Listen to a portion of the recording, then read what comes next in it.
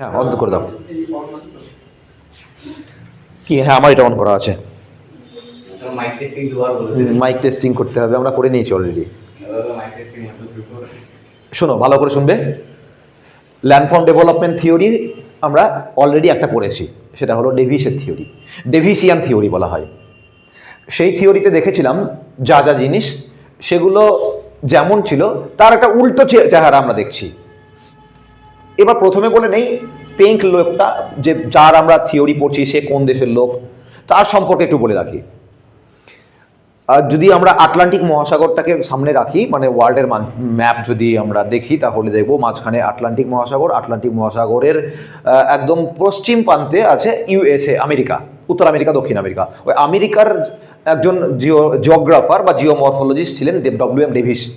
আর Atlantic মহাসাগরের উল্টো দিকে হচ্ছে ইউরোপিয়ান কান্ট্রিজ, ইউরোপ মহাদেশ। সেই ইউরোপের মধ্যে জার্মানি একটা দেশ, সেই জার্মানির মধ্যে একজন জিওমরফোলজিস্ট বা জিওলজিস্ট হলেন পেঙ্ক, ওয়ালথার পেঙ্ক। ওকে, ওয়ালথার পেঙ্ক। ওয়ালথার পেঙ্ক সম্পর্কে একটু বলে নেই। ওয়ালথার পেঙ্কের সঙ্গে ডেভিসের কি সম্পর্ক ছিল এটা একটু বলতে হয়। W M. Davis, William Morris Davis, father of the American geomorphologist বলা হয়। এই ডব্লিউ.এম. ডেভিসের সঙ্গে পেঙ্কের কি রিলেশন? পেঙ্ক আর ডব্লিউ.এম. ডেভিস একটা প্রজন্ম, দুটো প্রজন্ম, ভিন্ন প্রজন্ম। ওকে, পেঙ্কের বাবা ডেভিসের ফ্রেন্ড, ডেভিসের বন্ধু ছিলেন। ওকে, তো পেঙ্কের সঙ্গে ডেভিসের সম্পর্ক হলো কি হবে, কাকু বলে নাকি? বাবার বন্ধুকে তো কাকুই বলবে না?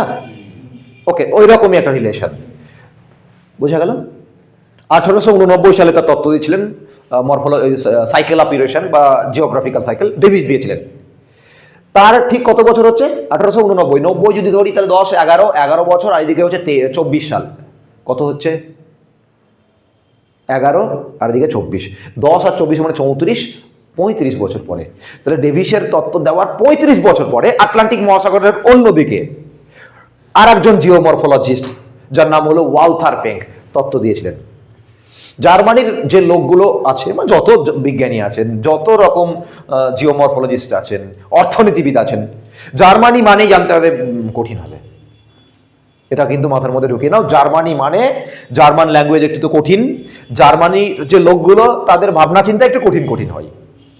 ওকে, তো ফলে আমরা যে তত্ত্বটা পড়বো কঠিনই পড়বো। কে? হিটলার। হ্যাঁ, বেস্ট এক্সাম্পল, ঠিক বলেছিস। তো আমরা যে তত্ত্বটা পড়বো সেটাও কিন্তু আজকে কঠিন তত্ত্ব, একটু আজগুবি টাইপের তত্ত্ব। হ্যাঁ, কি সেই তত্ত্ব, এর ইতিবৃত্তান্ত কি আজকে আমরা জানবো। কতগুলো হেডে জানবো। নাম্বার 1, তত্ত্বের নাম, সাল।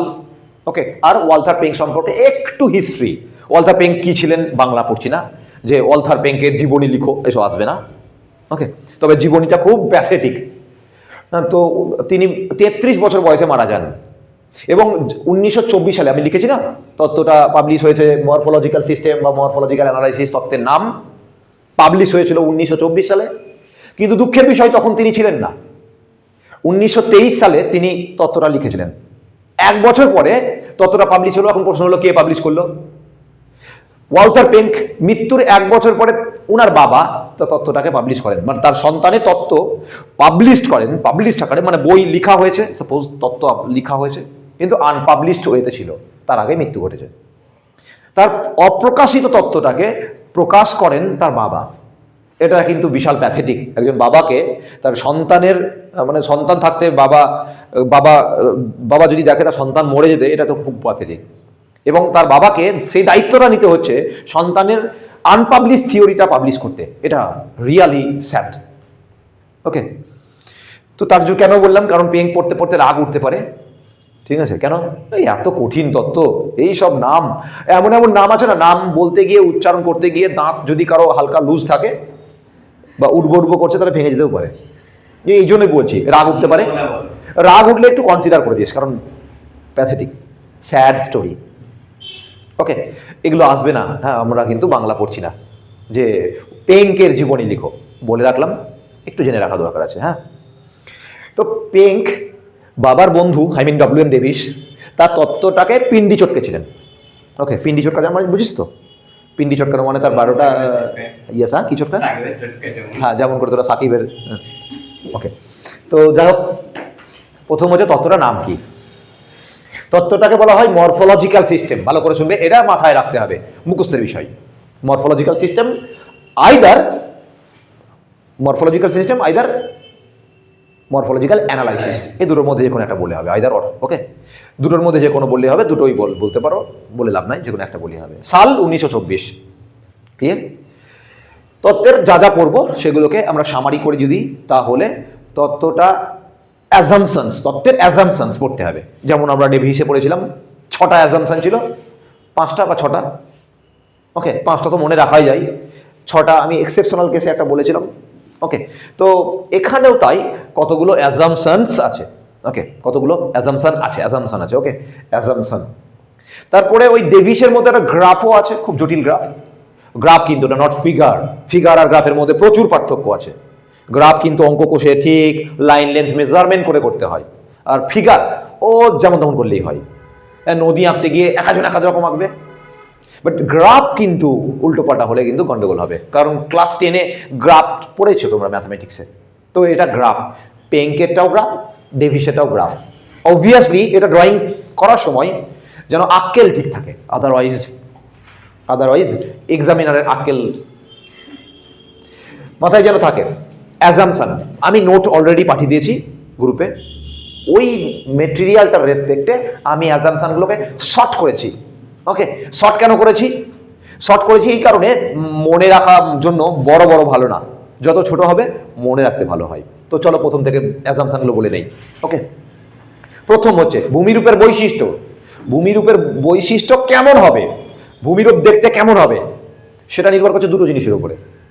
ওকে, নাম্বার 1 এন্ডোজেনেটিক প্রসেসেস, আমি বাংলা ইংলিশ দূরে রেখেছি, এবং এক্সোজেনেটিক প্রসেসেস, এই দুয়ের রেশিওর উপরে।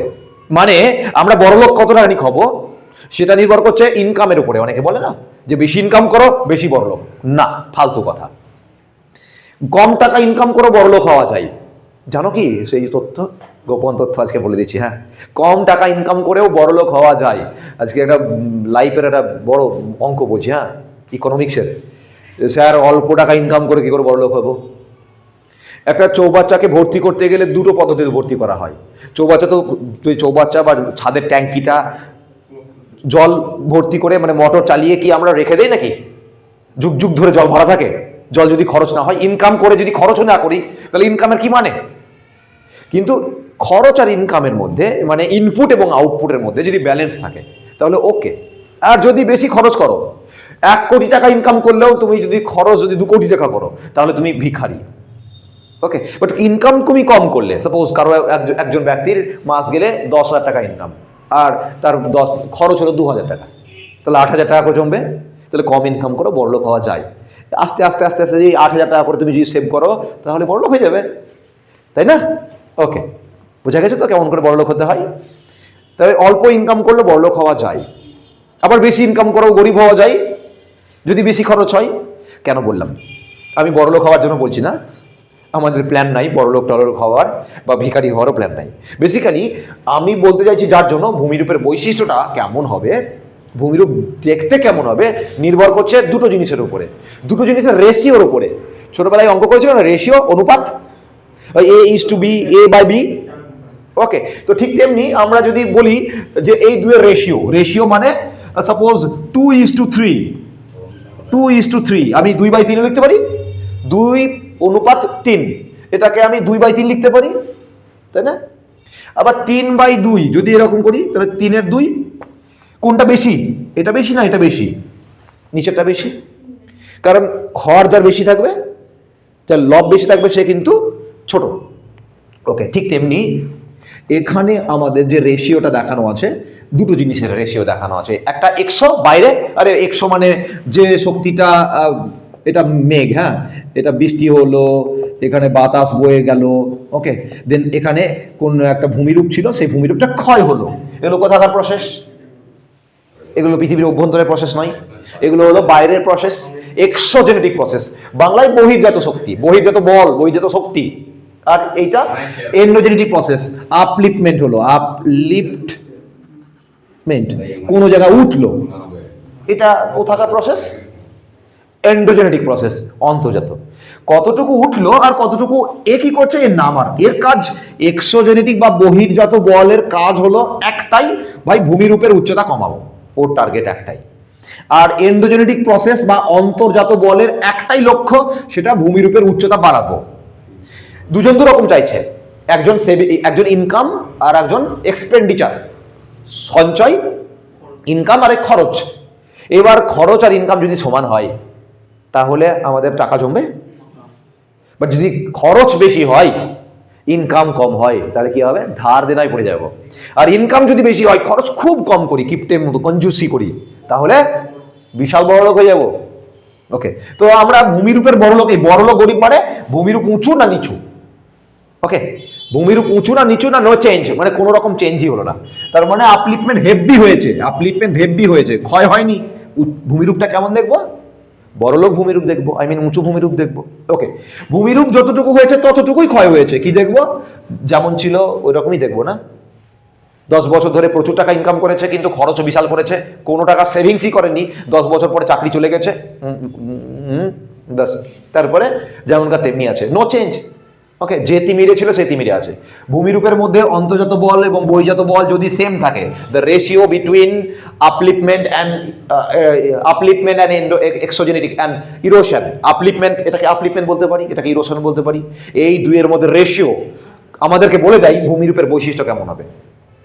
ভূমিরূপ দিখনে মে कैसा होगा, ঠিক আছে, কেমন হবে বিষয়টা নির্ভর করে কার উপরে? কার উপরে? বলতে হবে টার্মিনোলজি এন্ডো অ্যান্ড এক্সো রেশিওর উপরে। ওকে, আমরা কি লিখবো? হ্যাঁ, এন্ডো অ্যান্ড এক্সো রেশিওর উপরে। Clear? The landform, the characteristics of the landform is depends upon তৌফিকের জন্য, the characteristics of the landform is depends upon the ratio between the endogenetic and exogenetic processes. Clear? Very easy short sentence. Next, number 2 টা ডেভিসের পিন্ডি চটকা। Davies বলেছিলেন time dependent, আর Peng বলছে ওসব না, ও time নিয়ে নয়, আমি কারবার করি না, ল্যান্ডফর্মের ডেভেলপমেন্টটা হলো টাইম ইন্ডিপেন্ডেন্ট। ক্লিয়ার? এটা নিয়ে বেশি কিছু বলার নাই।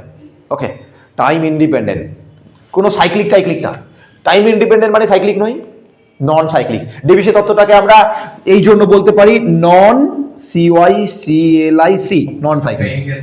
হ্যাঁ, ডেভিসের তত্ত্বটাকে আমরা বলি সাইক্লিক, ভুল বলেছি আমি, হ্যাঁ। আর পেঙ্কের তত্ত্বটাকে বলবো আমরা নন সাইক্লিক। ক্লিয়ার? নেক্সট, পর্বত ঢালের আকৃতি, সেন্টেন্সে একটু অন্যরকম লেখা আছে, বাট আমি এটাকে অন্যরকম চেহারা দিয়েছি। পর্বত ঢালের আকৃতি নির্ভর করছে কার উপরে? ঠিক আছে, পর্বত ঢাল দেখতে কেমন লাগবে, the hill slope. Okay, hill slope, the shape of the hill slope is depend upon, পর্বত ঢালের আকৃতি কার উপর নির্ভর করে? যে উপর থেকে কতখানি মাল মশলা নিচে নামলো, আমি এটাকে মুছলাম, হ্যাঁ, উপর থেকে কতটুকু মাল মশলা নিচে নামলো আর কতটুকু অপসারিত হয়ে পালালো। মাল মশলা, আমার নন ফর্ম্যাল মানে ইনফর্ম্যাল কথাতে মাল মশলা, আই মিন আবহবিকার জাত পদার্থ উপর থেকে, ঢালের উপর থেকে কতটুকু আসলো, আর সেই পদার্থটা ডেব্রিস মেটেরিয়াল কতটুকু অপসারিত হলো। এই দুইয়ের উপরে নির্ভর করছে যে আকৃতিটা কেমন হবে। এখানেও একটা রেশিও, কার বলছে উপর থেকে যদি বেশি মাল মশলা নামে, আই মিন আবহবিকার জাত পদার্থগুলো এখানে বেশি এসে জমলো কিন্তু অপসারিত হলো না, কি হবে? ঢালটা কেমন হবে?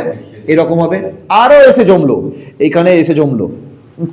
এটা দেখে দেখবে বাড়ির নির্মাণ করার জন্য, কনস্ট্রাকশনের জন্য বালি এনে রাখে, ট্রাক্টরে করে এনে রাখে, দেখেছো তো বাড়ির ধারে কাছে, নিজেদের বাড়িতে, হ্যাঁ, বাড়ির সামনে বালি পড়ে আছে, সেই বালিতে ছোটবেলায় খেলেছো, বাড়ির লোকের কাছে গালও খেয়েছো, তাই না? বালি নিয়ে খেলেছো, এরকম সবাই আছে, হ্যাঁ, মারও খেয়েছো বালিটা নামানোর জন্য। তো ওখানে দেখবে বালি যখন শুকিয়ে যায় তখন বালি দেখবে উপর থেকে নেমে নিচে জড়ো হয়, আর বালির যে মালিক যে নিয়ে এসে রেখেছে সে কি করবে? ওগুলোকে নিয়ে আবার তোলার চেষ্টা করবে, তাই না? আবার নেমে যায়। তো এইগুলো জমে যদি এখানে পড়ে তাহলে শেপটা কেমন হলো? এরকম হয়ে গেল। মানে এটা যদি এরকম না হয়, উপর থেকে যে সমস্ত ডেব্রিস মেটেরিয়ালগুলো আসলো সব অপসারিত হয়ে পালিয়ে গেল নদীর দ্বারা, তাহলে কেমন হলো? তাহলে কেমন হবে? যেমন ছিল তেমনি হবে। আর যদি জমা হয় তাহলে এরকম হবে, এখানে জমা হয়ে এরকম হয়েছে, আর এখানে কি হয়েছে, যতটুকু মাল মশলা আসছে উপর থেকে সবটা অপসারিত হচ্ছে, আর এখানে কি হচ্ছে, আসছে কিছুটা জমে রাখছে আর বাকিটা পালাচ্ছে। দেখো শেপের পার্থক্যটা দেখো, শেপ কেমন, একটা শেপ এখানে চাঁদা লাগাও, ওই যে তোমাদের যে প্রোটেক্টর ওটা দেখো, তাহলে এই যে অ্যাঙ্গেল হবে এই অ্যাঙ্গেল, আর এর অ্যাঙ্গেলটা দেখো, এর অ্যাঙ্গেলটা একটু কম ঢালু হবে, মানে এটা উত্তল হবে, আর এটা কেমন হচ্ছে, এটা অবতল হচ্ছে, এই জায়গাটা উত্তল হয়ে যাচ্ছে। তাহলে আমরা বলতে পারি the shape of the hill